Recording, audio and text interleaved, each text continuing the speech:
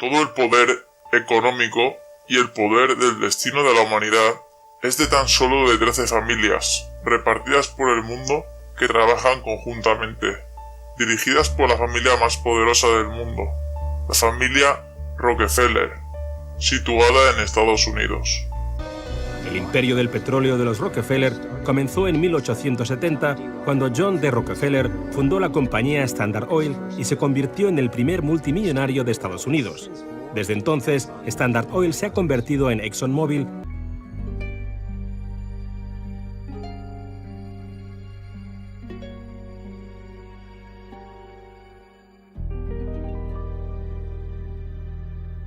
De nuevo, fueron los Rockefeller quienes crearon la Asociación Nacional de Educación con la ayuda de la Fundación Carnegie y más tarde con la ayuda de la Fundación Ford. Lo que querían obtener de nuestros colegios los capitanes de la industria era una fuerza de trabajo obediente y dócil que se convirtiese en empleados manejables y en consumidores ansiosos. Como la educación, la sanidad es otra área dominada por el gran capital y las compañías. La Asociación Médica Estadounidense, por ejemplo, fue en gran parte financiada por los Rockefeller, quienes utilizaron esa inversión para mantener su poder en la investigación y toma de decisiones de dicha asociación.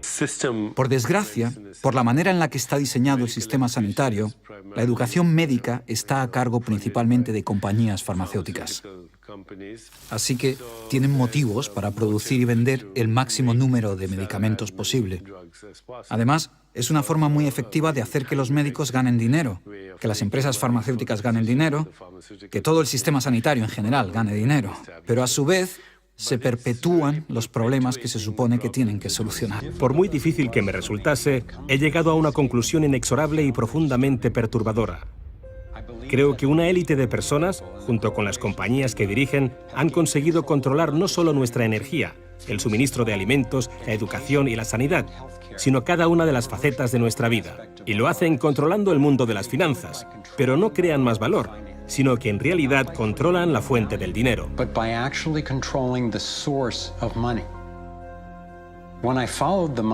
Cuando seguí el dinero, vi que me arrastraba a la cima de una pirámide.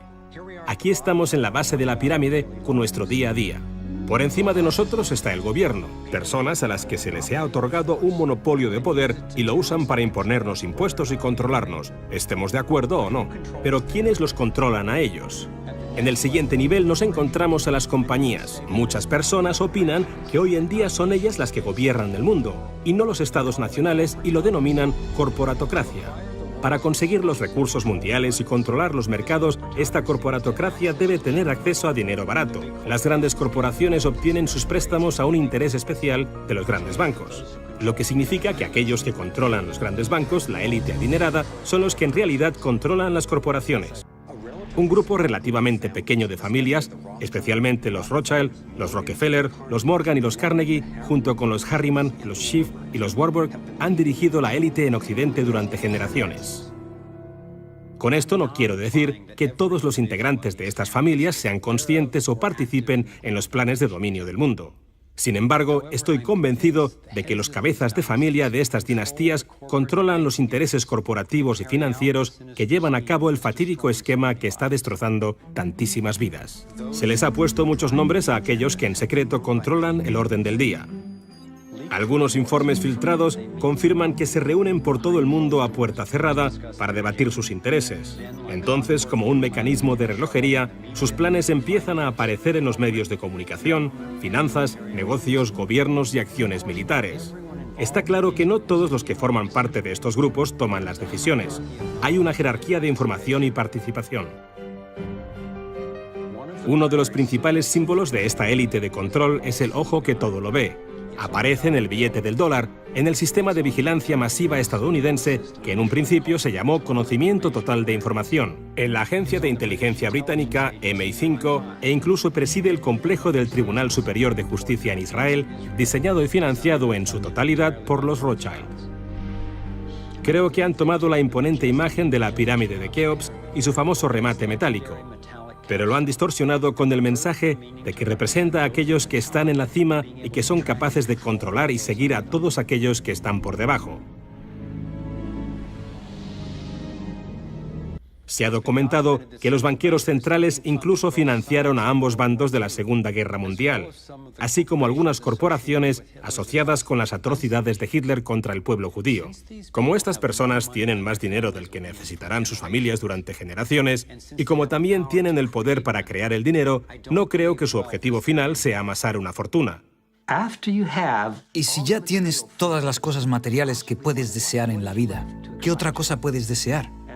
Y para muchos la respuesta es poder, el poder mundial. Se convirtieron en una élite intelectual, empezaron a pensar que tenían un plan que era mucho mejor que cualquier otro plan. Pensaban que la libertad resultaba peligrosa. Si le das libertad a la gente, ¿sabes lo que pasa? Pues que probablemente no la usen con sentido común, como nosotros pensamos que deberían usarla. Somos más listos que ellos y por su propio bien debemos gobernarlos. Cuando por fin acepté la idea de una élite que nos gobierna y que planea dominar el mundo, empecé a escuchar a estas mismas personas hablar de manera más atrevida y en público sobre todo esto. Solo que ellos lo llamaban el nuevo orden mundial. Cuando tengamos éxito, y lo tendremos, tendremos una oportunidad real de conseguir este nuevo orden mundial. Se trata de un nuevo orden mundial con retos completamente diferentes. Se puede crear un nuevo orden mundial. Es una gran oportunidad.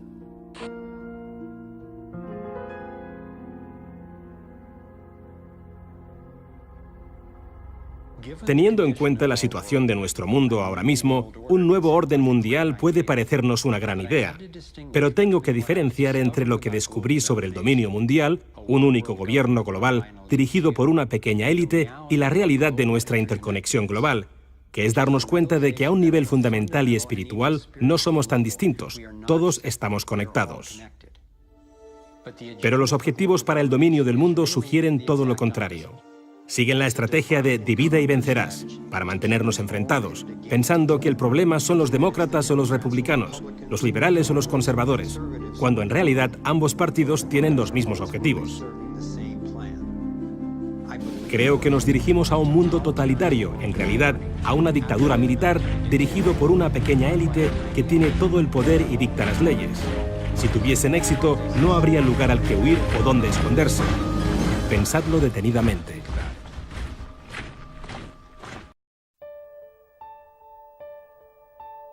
Nos dividen capitalismo, comunismo, diferentes religiones, para mantenernos enfrentados con guerras, con miedo, para enriquecerse y controlar países. También nos dividen para mantenernos ignorantes, para manipularnos y controlarnos sin que nos demos cuenta. El miedo a qué piensan los demás es la mayor prisión en la que vive la gente. Lo que me pasó a mí como resultado de toda la ridiculización que sufrí fue que dejé a un lado ese miedo a qué puede pensar la gente de mí. Y cuando lo haces, te das cuenta de que hasta ese momento has estado viviendo en una cárcel. Y lo que me aportó fue una comprensión personal de lo fácil que es para unos pocos controlar a la gran mayoría. Lo único que tienes que hacer es dictar las normas de la sociedad. Lo que está bien y lo que está mal, lo moral y lo inmoral, lo bueno y lo malo, lo sano y lo perjudicial, lo posible y lo imposible. Y construyes lo que yo llamo una zona libre de problemas. Y si vives la vida dentro de esos parámetros de percepción, de creencias, y lo que dices y piensas encaja en eso, entonces la gente te dejará en paz, porque eres normal. Pero cuando te sales de ahí y empiezas a manifestar tus propias opiniones, lo que han creado los iluminados de Baviera es una población de guardias de la prisión que saltarán sobre aquellos que intenten salirse de la norma. Resulta interesante cuando alcanzas los límites de esa zona libre de problemas con tus opiniones y pensamientos. No estás pensando, si lo hago, ¿qué pensará el director del Banco Mundial? ¿Qué dirá? No, lo que pensamos es, ¿qué pensará mi madre? O los tíos del bar o mis compañeros de trabajo, ¿qué dirán? Y lo que han conseguido los iluminados de Baviera, al crear estas normas, es un ejército enorme de personas que se imponen dichas normas las unas a las otras.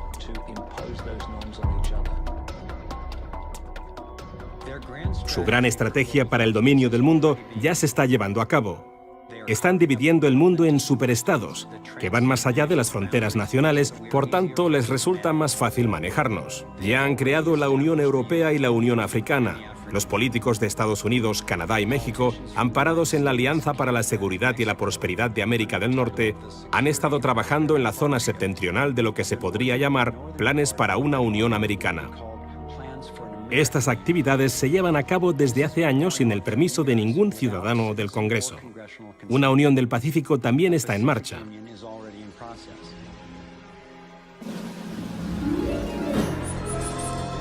Este es el organigrama de la tiranía mundial, la estructura para conseguir un control total. Dos de los hombres más poderosos de Europa hablarán ahora de por qué el planeta debe estar regido por un solo gobierno.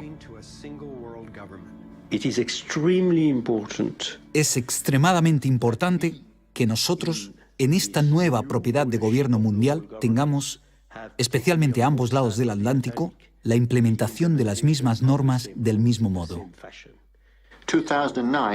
El año 2009 también es el primer año del gobierno mundial con la creación del G20, en medio de una crisis financiera. A nivel internacional, la élite de los bancos centrales ha colocado a grandes organizaciones en el lugar adecuado para implementar sus políticas, entre ellas la Organización Mundial del Comercio, la Organización Mundial de la Salud, el Banco Mundial y el Fondo Monetario Internacional. John Perkins es un hombre que, debido a sus muchos años de experiencia como lo que se conoce como sicario económico, conoce cómo la conspiración de los bancos, corporaciones y gobiernos ha tomado el control de países de todo el mundo. Hemos usado muchas técnicas, pero probablemente la más común es que vamos a un país que tiene recursos que nuestras corporaciones desean, como petróleo, y organizamos un gran préstamo para ese país a través de una organización como el Banco Mundial u otra similar. Pero casi todo el dinero va a parar a las corporaciones de los Estados Unidos, no al país en sí, sino a corporaciones como Bechtel y Halliburton, General Motors, General Electric, este tipo de organizaciones. Y ellos construyen grandes proyectos de infraestructuras en ese país. Centrales eléctricas, autovías, puertos, polígonos industriales, cosas que les resultan de utilidad a los ricos, pero que los pobres apenas disfrutan. De hecho, los que sufren son los pobres porque se tienen que devolver préstamos de enormes cantidades y su pago implica que los pobres no tendrán acceso a la educación, sanidad o a cualquier otro servicio social. Y el país se ve sumido en una enorme deuda, intencionadamente. Volvemos, los sicarios económicos, a este país y decimos, escuchad, nos debéis un montón de dinero. No podéis pagar vuestras deudas, así que pagadnos en especies. Y en cuanto un presidente antiestadounidense es elegido, uno de nosotros va y dice, felicidades, señor presidente. Ahora que es presidente, solo quiero decirle que puedo hacerle muy, pero que muy rico a usted y a su familia. Se puede llevar varios cientos de millones de dólares si nos baila el agua. Si me dice que no, tengo en este bolsillo una pistola con una bala que lleva su nombre, por si acaso se le ocurre mantener las promesas que hizo durante la campaña y dejarnos tirados. Venda muy barato el petróleo a nuestras compañías petrolíferas, vote con nosotros en el próximo debate de las Naciones Unidas o mande tropas de apoyo a los nuestros a diferentes lugares del mundo, como Irak. Una de las falsas creencias es que todo esto pasa porque el gobierno es incompetente. Y es un gravísimo error y la gente no lo sabe. Y por supuesto es una gran tapadera, ya que el sistema sí que sabe hacia dónde va todo esto. Y va donde quiere ir y lo está consiguiendo. Y me seguía preguntando cómo puede mantenerse en secreto algo tan gordo y corrupto. Es una estructura simple. Y si no fuese por eso, no funcionaría. Y se puede relacionar con una pirámide compartimentada. Si nos fijamos en cualquier organización de hoy en día, da igual que sea una organización internacional, una universidad, un gobierno o una sociedad secreta. Todas están organizadas en forma piramidal. Y como dice la CIA y otras agencias de inteligencia, se basan en un sistema de necesidad de información. Solo dejan saber a la gente aquello que necesita saber para que contribuya a la organización. Y nada más. Tomemos como ejemplo un banco individual. Aunque en realidad eso no existe, pero bueno. En la base de la pirámide tendríamos a las personas que vemos cuando vamos a ingresar la nómina. Bueno, ellos desconocen lo que sabe el director del banco y sus intereses. Solo saben lo que necesitan saber para hacer su trabajo. Este director del banco, que se encuentra en su oficina, no sabe lo que está pasando en el siguiente nivel. Y estos, a su vez, no saben lo que pasa en el siguiente. Y al final, solo quedan unos pocos, los situados en la cima de la pirámide de la estructura de la banca. Esos son los únicos que saben cuáles son los verdaderos intereses del banco y qué dirección se va a tomar y por qué. Esta compartimentación explica cómo el proyecto Manhattan, que desarrolló la bomba atómica en la Segunda Guerra Mundial, se mantuvo en secreto a pesar de que había 130.000 personas trabajando en él. Me fijé en la clase de mundo que la élite controladora nos ha dado y me tuve que preguntar, ¿cómo sería nuestro mundo si tuviesen el control total sobre todos nosotros en todas las partes del planeta? En este nuevo orden mundial que proponen, un pequeño número de personas ejercería el control total sobre la vida del resto, a través de un sistema de vigilancia indiscreta, control de la disensión a través de la violencia y la esclavitud de la deuda. Imaginaos pequeñas islas de opulencia rodeadas de un mar de miseria, donde la misión del ejército es proteger a los que tienen de los que no tienen. He llegado a creer que si consiguen sus objetivos no augurará nada bueno para nosotros y que no se detendrán ante nada para implementar su plan. Aunque a los estadounidenses nos resulte difícil de aceptar, estoy convencido ahora de que el objetivo de la élite mundial incluye destruir la solvencia y soberanía financieras de los Estados Unidos. Con su historia de libertad de expresión y revuelta armada, los Estados Unidos representan el mayor obstáculo para conseguir la consolidación mundial del poder. Si consiguen hundir este país, creo que la élite internacional intentará transferir el poder y la productividad de los estadounidenses a su dictadura mundial. Gradualmente irán controlando nuestras vidas en lo que David Icke ha llamado totalitarismo de puntillas. Pensadlo. Nos tienen sumidos en una deuda tan profunda que nunca podremos devolverla. Están hundiendo el dólar e intentan reemplazarlo con una divisa mundial del FMI. Esta impresión de una moneda mundial electrónica y sin necesidad de dinero en efectivo facilitaría que una autoridad central pudiese incapacitar económicamente a cualquier individuo o grupo al instante. Ahora, por primera vez en la historia, se proponen impuestos internacionales con la excusa de atender el cambio climático. Como un caballo de Troya, el sugerido tratado, desvelado en la Conferencia del Clima de Copenhague de 2009, apeló a nuestra preocupación por el medio ambiente, mientras nos distraía del hecho de que este impuesto sin precedentes sobre el carbono se le pagaría al Banco Mundial y que la Policía Mundial haría que se cumpliera. Hay formas de solucionar la necesidad obvia de recortar la polución sin crear una base imponible para la tiranía. Quieres cambiar la sociedad de un modo que sabes que si lo haces abiertamente obtendrás una reacción adversa. Así que no lo haces abiertamente. Usas la estrategia problema, reacción, solución. Fase 1. Creas un problema. Podría ser un atentado terrorista con bomba, un 11S, el hundimiento de una moneda, una caída de la bolsa, el fracaso de un gobierno. Le cuentas a la gente tu versión de A, quién lo ha hecho, y B, por qué. Y, llegados a ese punto, la estrategia problema-reacción-solución se vendría abajo si tuviésemos unos medios de comunicación que de verdad hiciesen periodismo. En vez de eso, los medios de comunicación dominantes son una empresa de relaciones públicas que cuenta la versión oficial de los hechos. Resulta que el presidente George W. Bush tenía razón acerca de las armas de destrucción masiva que escondía Saddam Hussein. Prácticamente la única manera o fuente de información que el público tiene sobre este hecho procede de los medios de comunicación dominantes. Y lo que buscan en la fase 2 de la estrategia problema-reacción-solución es una reacción de ira que da paso a la clave del miedo. Quieren que la gente le exija al gobierno que actúe, que haga algo. Esto no puede seguir así. ¿Qué pensáis hacer? Y esto nos lleva a la fase 3, en la que aquellos que habían creado el problema recogen esa exigencia del público basada en una historia falsa para luego ofrecer las soluciones abiertamente a los problemas que ellos mismos habían creado. La idea de usar la tragedia, manufacturada o simplemente politizada, era profundamente significativa cuando finalmente comprendí hasta dónde están dispuestas a llegar estas personas para conseguir sus objetivos. Está documentado que entramos en la guerra de Vietnam con falsos pretextos. El exsecretario de Defensa Robert McNamara ha reconocido que el ataque a un barco en el Golfo de Tonkin no se produjo en realidad. Pensábamos que ese día nos habían atacado, pero no era cierto. Eso nunca pasó.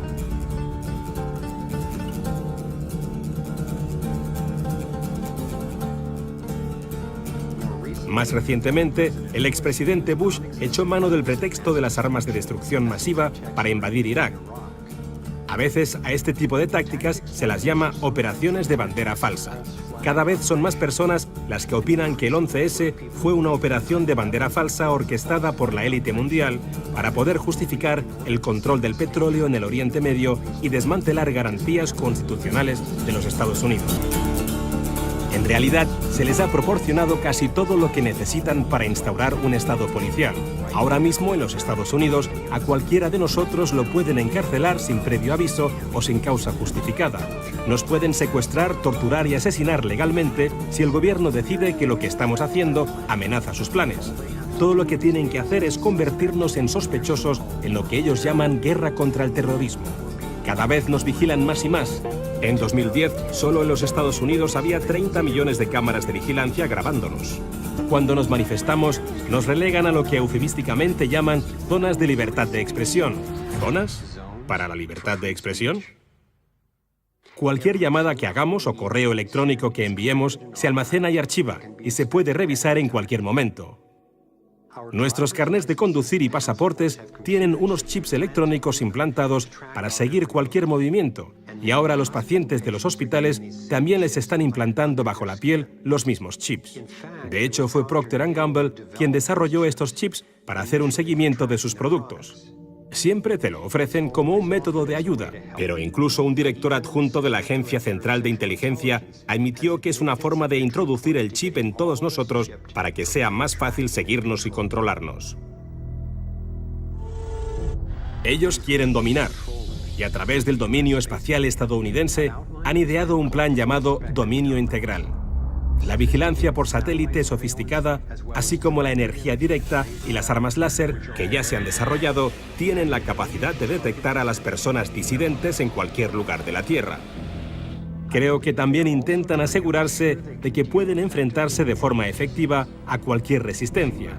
Los campos de contención de la Agencia Federal de Gestión de Emergencias y los vagones ferroviarios con grilletes recientemente se están construyendo o reformando por todo Estados Unidos para utilizarlos en lo que los oficiales llaman tiempos de pandemia o malestar civil.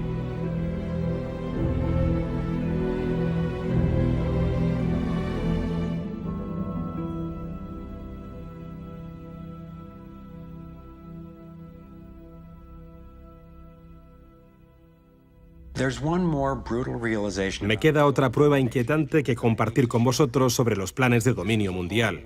Fue algo horrible que me costó mucho comprender, pero que sin eso, esta investigación quedaría peligrosamente incompleta y nuestras estrategias para evitar el dominio mundial se basarían en informaciones insuficientes. En mi investigación encontré pruebas convincentes de que su plan en realidad incluye la eliminación de la mayoría de la población mundial.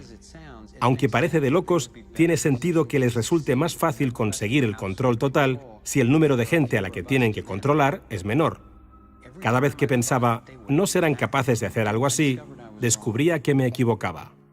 Encontré documentación alarmante que destapa que la eugenesia es uno de los pilares centrales de sus planes. La eugenesia es la práctica mediante la que algunas personas deciden a quién vale la pena engendrar y a quién no.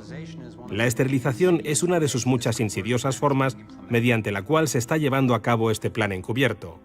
En 1904, los Carnegie fundaron el primer laboratorio eugenésico en Cold Spring Harbor, Long Island. Los Rockefeller financiaron la esterilización involuntaria de gente de color a través de programas eugenésicos y también fundaron el Instituto Kaiser Wilhelm en Alemania para continuar con los planes de conseguir una supremacía racial que más tarde adoptó Hitler. Sé que esto os parecerá de locos, pero imaginaos que corre el año 1932 y estamos en Alemania. Si os dijese que en la próxima década millones de personas acabarían siendo exterminadas, pensaríais, imposible, nadie sería capaz de hacer algo así.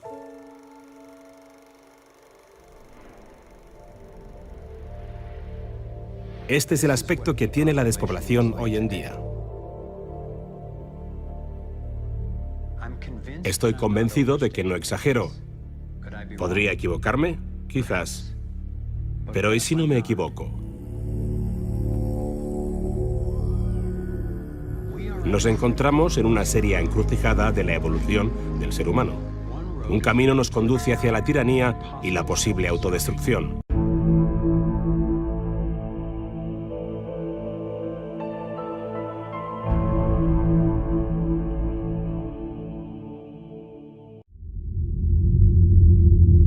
Gracias por acompañarme en este vídeo. Únete a Orden y suscríbete. Juntos cambiaremos el destino de este planeta.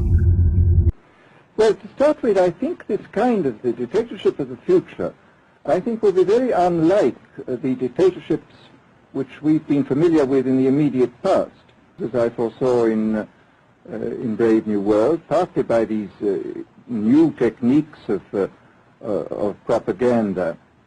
They will do it by bypassing the sort of rational side of man and appealing to his subconscious and his deeper emotions and his physiology even, and so making him actually love his slavery. I mean, I think this is the danger, that actually people may be in some ways happy under the new regime, but they will be happy in a situation where they oughtn't to be happy.